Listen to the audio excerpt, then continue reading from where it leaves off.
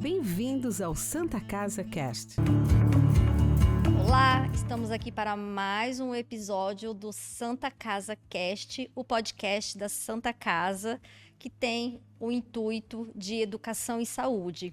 Hoje com uma convidada muito especial, a doutora Priscila, bem-vinda, quero agradecer a sua participação. Gostaria que você se apresentasse para o nosso público, por favor. Ótimo. Mara, eu agradeço o convite seu e da Santa Casa para vir aqui para a gente conversar sobre esse tema tão importante. Eu sou Priscila, né, como você falou, sou dermatologista, trabalho na área da parte clínica e cirúrgica. Então, a Priscila já se adiantou um pouquinho e eu queria informar que nós estamos hoje gravando em homenagem, né, à comemoração do Dezembro Laranja, né? Explica um pouquinho pra gente, Priscila, o que seria o Dezembro Laranja, né? Nós tivemos o Outubro Rosa, o Novembro Azul e agora nós estamos no Dezembro Laranja. Explica um pouquinho pra gente o que seria esse Dezembro Laranja, o que é o marco do Dezembro Laranja? Então, o Dezembro Laranja, ele é um mês dedicado à prevenção do câncer de pele. Né? O câncer de pele é uma das doenças que está dentro do calendário, né? Como você falou, tem o Outubro Rosa relacionado ao câncer de mama, o Novembro, que é o de próstata, e Dezembro direcionado aí também ao câncer de pele. Será que é porque em dezembro começa o verão? Eu acredito que sim. Será que né? eles já fizeram essa associação? Essa associação, verão, né? Para as pessoas lembrarem, né? Acredito que sim. Porque hoje ainda se não for me corrija, mas um dos principais fatores para o desenvolvimento do câncer de pele, os fatores de risco, né? Ainda é o sol, Priscila, ou estou enganada? Não, você está certíssima.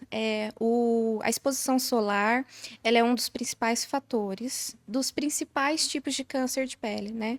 Existem alguns tipos de câncer que não estão relacionados à exposição solar ou não estão só relacionados a isso, mas aqueles que são os mais comuns, que a gente chama de câncer basocelular e o espinocelular, que são a maioria dos tumores de pele, eles estão sim associados à exposição solar.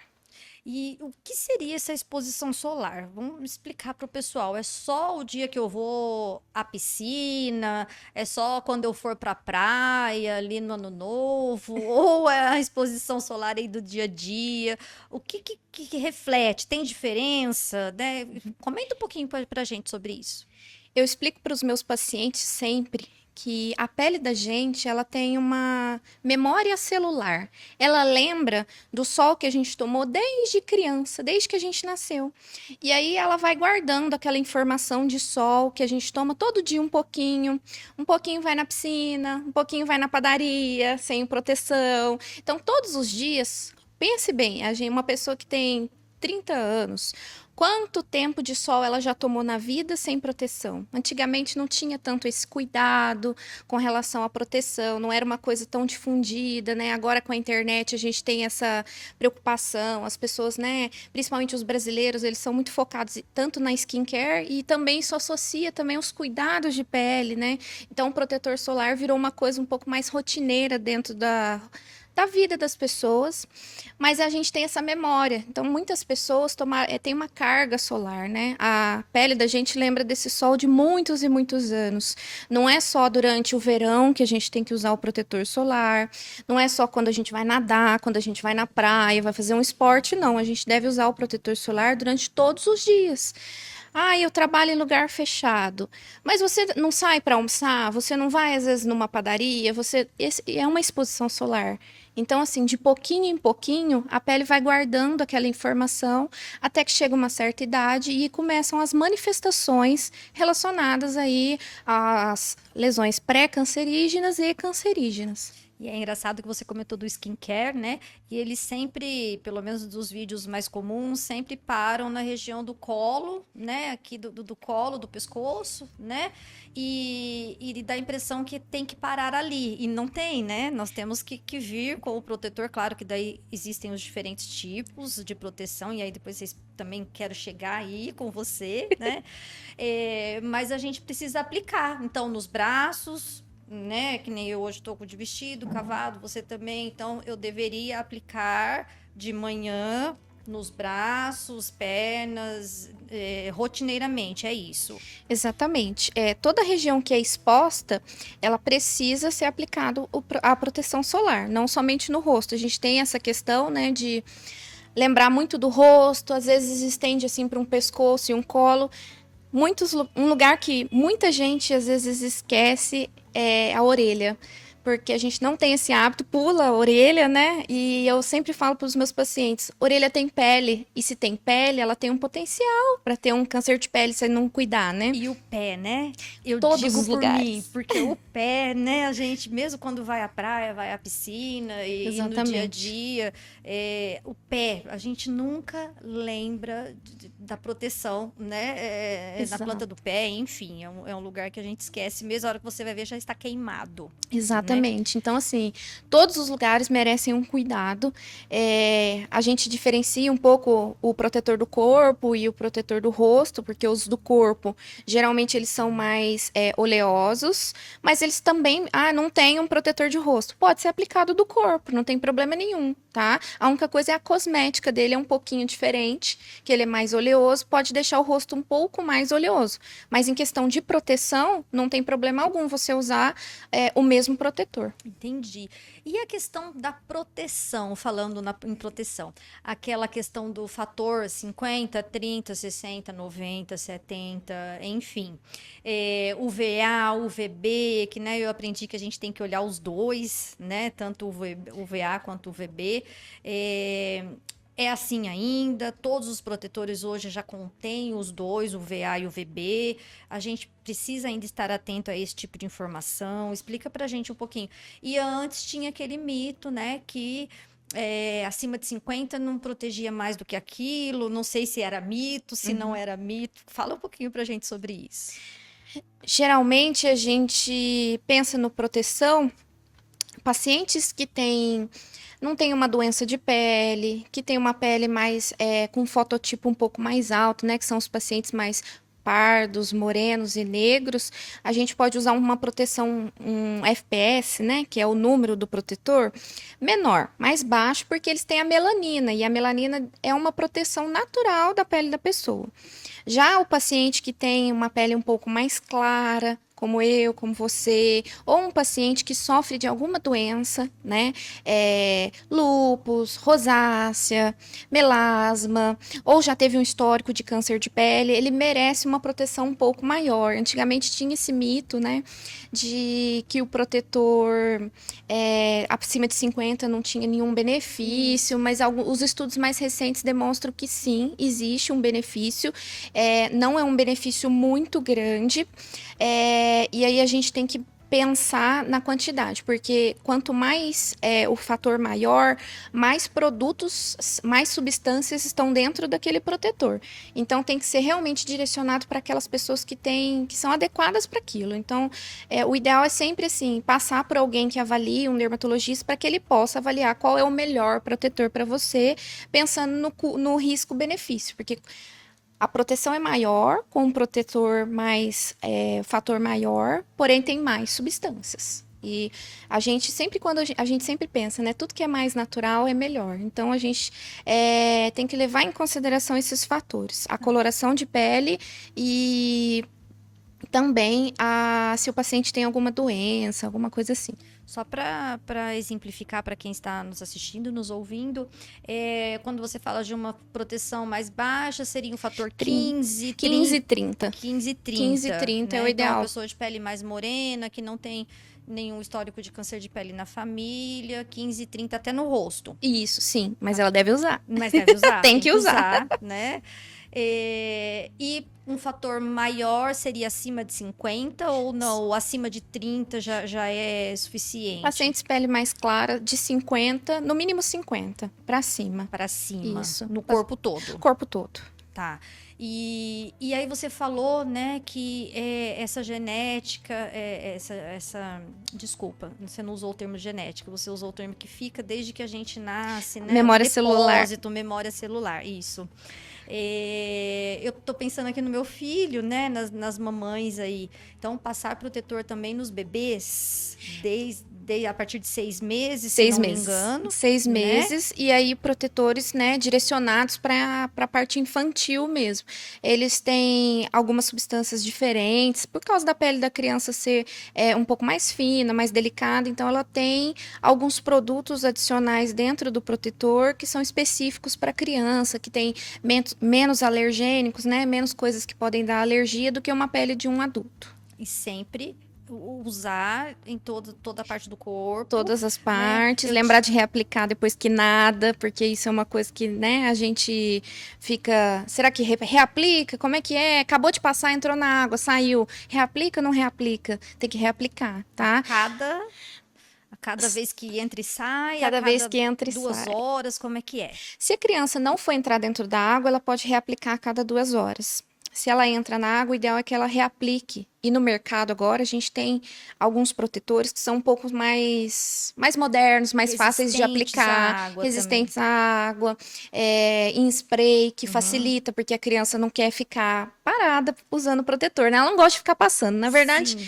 ninguém gosta de ficar passando muito protetor. É uma coisa necessária, mas é chato, né? As pessoas não gostam, acham que perde tempo, ainda mais a criança quer brincar, quer correr. Tô pensando aqui no meu filho, ele tem 10 anos, né? Ele sai e entra da água a cada 5 minutos, né? Se eu pedir para ele passar o protetor e aguardar 5 minutos para secar, ele não vai esperar, né? Aí, no caso, teria que ser a cada 2 horas 2 mesmo. horas, para um pouco, Repassa, espera secar um pouquinho e entra na água de novo.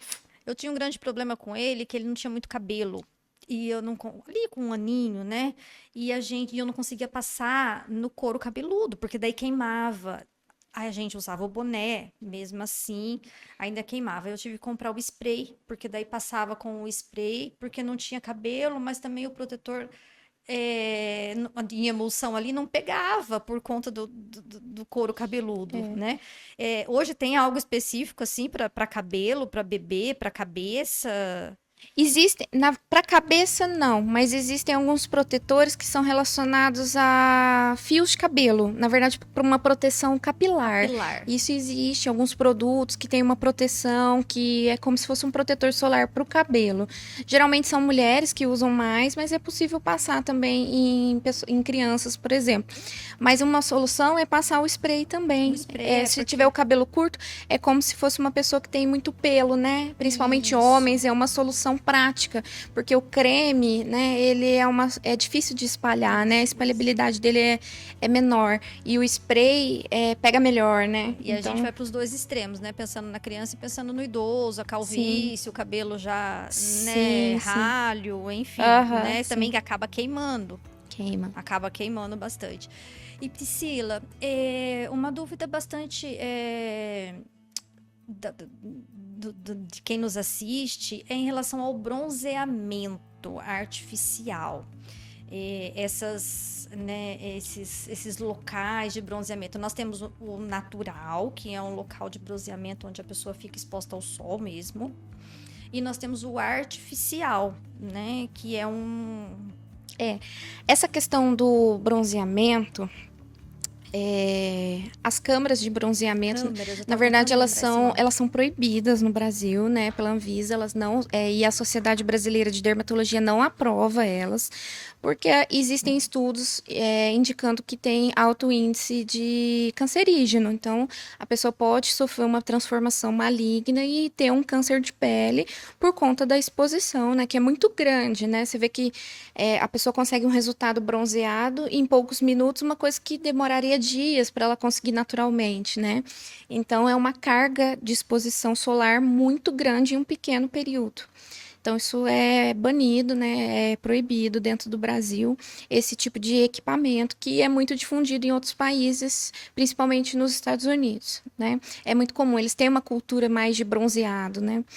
E com relação ao natural, a gente tem que lembrar, né, que ainda tem pessoas que gostam muito de se bronzear, mas a gente tem que lembrar que existem os horários para que isso seja feito, evitar os períodos entre 10 da manhã e 4 da tarde, que são os horários que o sol é mais forte, né? Tem mais risco para a pessoa, né? E sempre, assim, tentar bronzear, mas passando o protetor solar. Quer ficar um pouquinho no sol? Não tem problema, mas passe o protetor solar para evitar uma carga muito grande, né? Dos raios UVAs e UVBs. Me ajuda aqui então. Supondo que eu queira me bronzear, eu passo o protetor e o bronzeador? Geralmente, aí é uma questão que geralmente a gente pede para passar o protetor naquelas áreas que são mais que pegam mais sol, né? Que são aquelas regiões do rosto, às vezes aqui perto da mama, geralmente são a coxa. E aí, se você quer bronzear, você pode passar ele, mas a gente sempre recomenda passar o protetor primeiro e passar o bronzeador depois. Protetor primeiro e o bronzeador por cima. Mas bronzeador a gente deveria evitar, na verdade, né? O bronzeamento natural é sempre melhor, tá? Só com o uso do sol e o protetor naquele horário X, exatamente, no né? caso. E aí tem aquela questão do fototipo, né? Tem pessoas que não conseguem ficar muito bronzeadas porque ela tem uma genética para ficar vermelhinha e descascar. Eu no caso. E tem pessoas que têm mais facilidade de ficar bronzeadas, né? Eu sou branquinha também, acho que eu nunca vou ficar bronzeada. Eu tenho que me conformar com isso, é uma genética, né? A gente consegue um bronzeado muito discreto, mas mesmo com protetor, isso é possível. Tomar uma corzinha sem ter muito problema com a pele. Nós temos os fitoquímicos que auxiliam um pouco, sim, né, sim. nesse processo, que nada mais é do que me ajuda aqui da cenoura. É o caroteno, né? Caroteno, obrigada. Fugiu também, deu o que fazer para lembrar. Sumiu aqui. E o pessoal faz a venda como se fossem bronzeadores em cápsulas, né? Mas é uma suplementação. É uma suplementação. É uma suplementação. Que acaba auxiliando aí um pouco no processo, mas também a gente não vê efeito muito eficaz, né? Não é exatamente como um bronzeador. O efeito não é a mesma coisa, não. Bem menor. É uma ajuda leve. Ok. E pensando em detectar a doença, quais são, né, os sintomas, os sinais que eu posso observar no meu corpo que pode ser um alerta? Nossa, eu preciso buscar um dermatologista. Por que eu pergunto, né? Nós temos o hábito, a mulher principalmente, da ginecologista uma vez por ano para fazer aquele check-up anual. Nós tivemos aqui o Dr. Leonardo, falou da mamografia, né? Uma vez por ano a mulher tem que fazer a partir de 40 anos, mas a gente não tem esse hábito, uma vez por ano, ir ao dermatologista. Exatamente. A dermatologia, na verdade, as pessoas não têm muito hábito de fazer o check-up, e ela é muito importante. E existem, sim, como se for tipo um autoexame que a pessoa faz em casa, né? Que são as recomendações que a gente orienta para as pessoas que têm várias pintas. Explica pra gente, então, como seria esse autoexame dessa parte dermatológica? Nós avaliamos 5 itens dentro desses critérios, né? Caso você tenha algum desses itens, não quer dizer que você tenha um câncer de pele. Quer dizer que sua lesão precisa de mais atenção e precisa ser avaliada por um profissional. Dentro desses critérios, a gente chama ele de ABCDE, porque tem relação com os nomes e é fácil de guardar. O A tem relação com assimetria. Geralmente as pintas, elas devem ser bem simétricas, bem certinhas e redondinhas. Se você divide, passa uma linha vertical ou horizontal, né, que divide ela no meio, os dois lados da pinta, tanto da direita quanto da esquerda, ou se você fizer uma linha horizontal em cima e embaixo, tem que ser mais ou menos iguais. As duas metades têm que ser iguais, bem parecidas. Se uma é diferente da outra, muito diferente, ela é assimétrica, então é uma das coisas que a gente chama atenção. Outro critério é o B de borda. A lesão, ela tem que ser bem regular, bem circular. Se a sua lesão ela é irregular, né, tem reentrâncias, Pontas. tem umas pontas, algumas coisas assim, e não é bem redondinha e circular, é uma coisa que chama um pouquinho a atenção. O C tem relação com cor. A cor de uma pinta, né, benigna, uma pinta normal, ela deveria ter até 2 cores, tá? Se ela tem mais de 2 cores, ou se ela tem 2 tons de marrom, de preto, cinza, até azulado, branco, na mesma pinta, são indícios, né, que você tem que ver que são suspeitos, né, e aí tem que procurar para ver o que está acontecendo. Porque não é normal. Geralmente uma pinta ela tem no máximo 2 cores. E são 2 cores muito próximas. Geralmente são 2 castanhos muito próximos. Tá? Preto, branco, cinza já chama um pouco mais de atenção. O D tem relação com o diâmetro, que são as pintas grandes que chamam mais atenção. Então, uma pinta com mais de 0,5 centímetro me chama atenção. Tem um alerta. E o E é de evolução. Então, uma pinta que mudou. Uma pinta que era de um jeito e agora ela tá de outro. Ou ela mudou de cor, ou ela mudou de tamanho, ou a textura ela é lisa, agora ela tá meio cascudinha. Tudo isso é uma coisa que chama atenção, ela mudou o padrão dela, né? E sempre assim, pessoas que têm múltiplas pintas, a gente fala que tem um patinho feio, que a gente tem que ficar de olho. Tem uma pinta que parece que está diferente das outras, ela foge um pouco daquele padrão, isso é uma coisa que chama atenção e deve ligar um alerta pra gente sobre isso. Certo. E em relação ao abaulamento dela ser saltada, ou a pinta que é só mesmo. Muita gente pergunta sobre isso, se a pinta ser alta ou se a pinta ser lisinha, mais isso, plana, isso. se tem algum problema, né?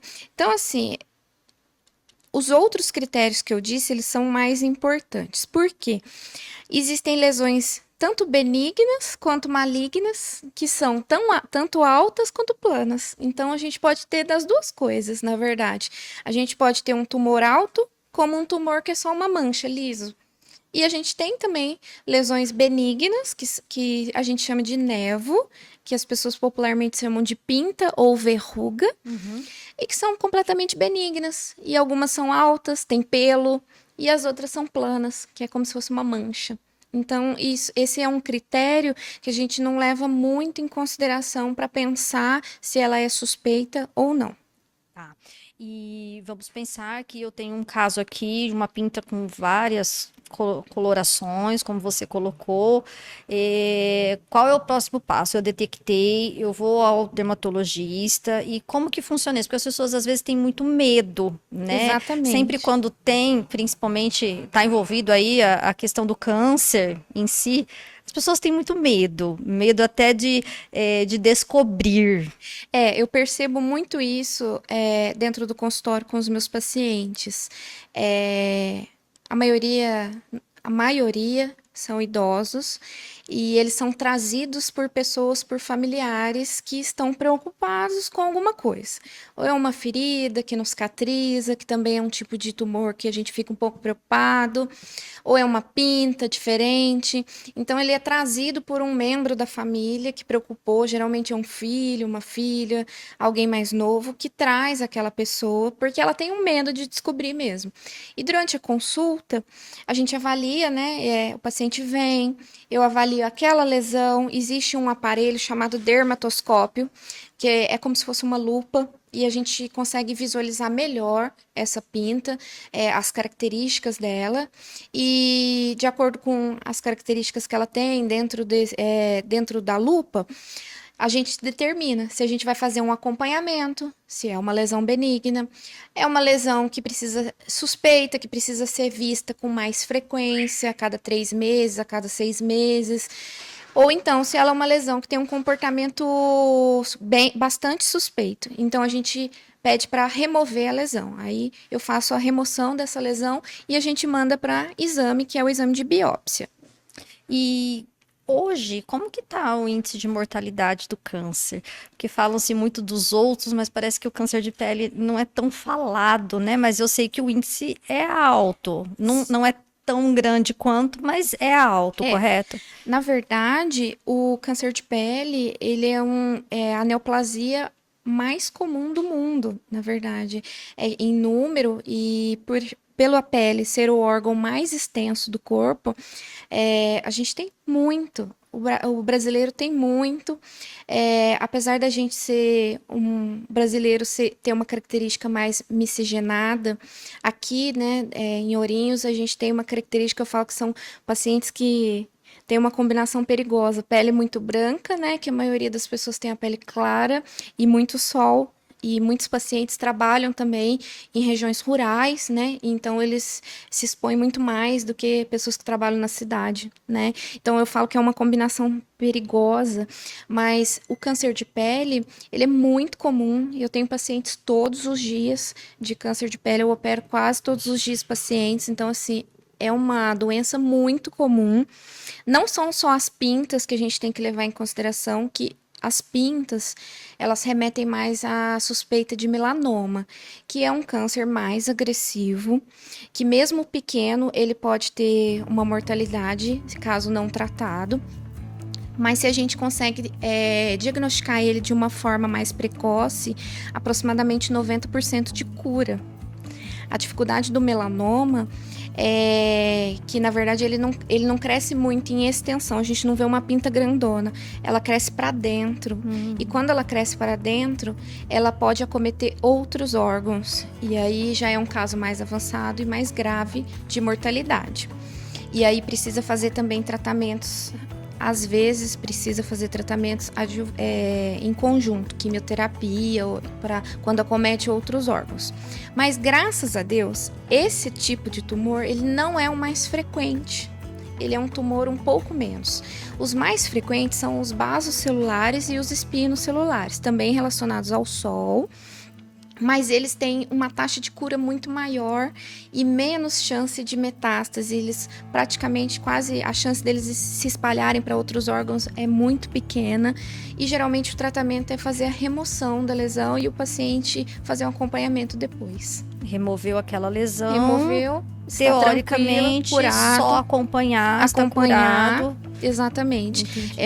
Geralmente esses tumores eles não se espalham, não trazem metástase. A chance é menor do que 1% de metástase. Você comentou que não são só as pintas que a gente tem que se preocupar. O que mais que a gente tem que se preocupar de visível, né, para nós leigos?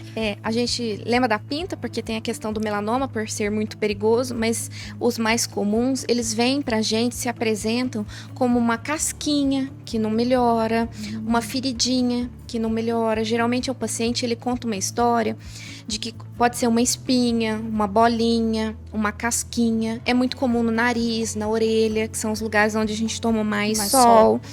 E aí começa como se fosse uma casquinha que não melhora e fica meses e meses. E a gente fuça, a gente mexe, a gente vai sarar, né? passa uma pomadinha, achando que vai melhorar, melhora um pouquinho.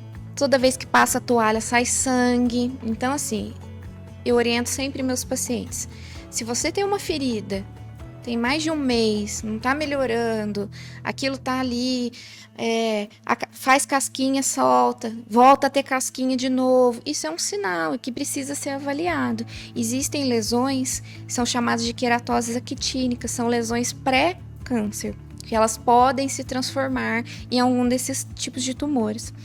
E que o tratamento é relativamente simples, a gente consegue fazer dentro do consultório, não precisa passar por nenhuma cirurgia. E o paciente previne lesões futuras de câncer, mas ele precisa passar com a gente para a gente avaliar ele, ver se ele tem essas casquinhas. Muitos pacientes têm casquinhas no braço, muito comum no braço, comum no rosto, principalmente nariz, casquinhas que não melhoram, que sangram, uma feridinha, uma bolinha. E lembra que você falou da questão do cabelo, que a gente tinha falado?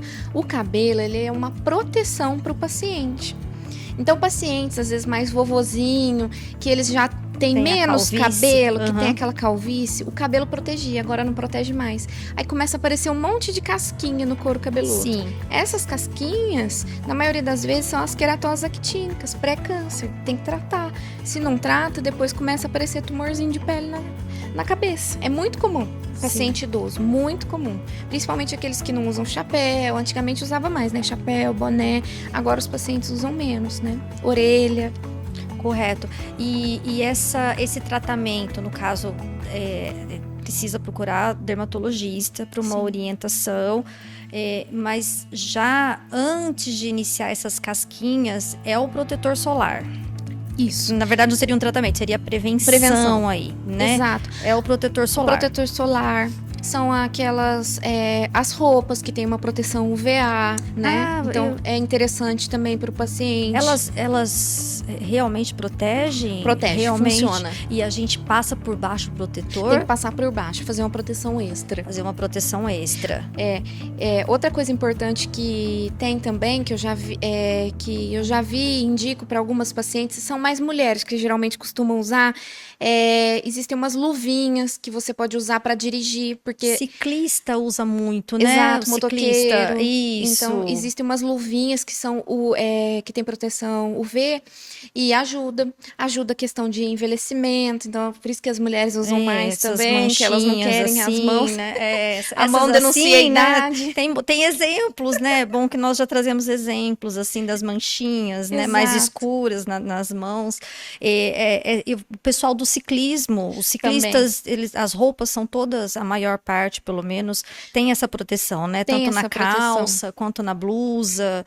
Inclusive, o protetor solar é possível prescrever protetores solares específicos para quem faz esporte, porque são protetores que têm uma proteção maior, porque é longo prazo, né? Vai fazer um passeio de bicicleta muito longo e não escorre no rosto por causa do suor. Então, existem alguns protetores que são mais para esporte, que tem essa finalidade de não escorrer no rosto, que são melhores aí não só para ciclista, né? Para quem pratica esporte mesmo, de modo Uma geral. dúvida das mulheres, esses protetores que nós temos agora são modernos, em pó, né? Protetor em pó. O protetor em pó Ele vende como um pó facial, certo? Exato. Mas que tem a proteção. Tem a proteção, mas ele não substitui o creme. Ah, tá? então, é isso que eu queria saber. A gente passa, dá uma dica aí pra gente. A gente passa o creme, dá uma dica, né? Geralmente, eu oriento minhas pacientes pra gente passar o protetor em creme. Sem cor mesmo. Pode ser com ou sem cor. Certo. Não interfere. Geralmente, com cor é uma proteção a mais. Inclusive, para pacientes que sofrem de melasma, a gente sempre prefere com cor, porque é uma proteção a mais. A cor é uma proteção a mais. Então, é interessante. Se você quer se proteger mais, com cor é mais legal. É uma proteção eu não sabia disso. maior. exatamente. E mas tem paciente que não adapta muito, Sim, né? sim. Por exemplo, eu não gosto muito porque eu acho que sempre fico laranjada. Não adapta muito na minha cor, então eu uso sem cor e faço a maquiagem por cima.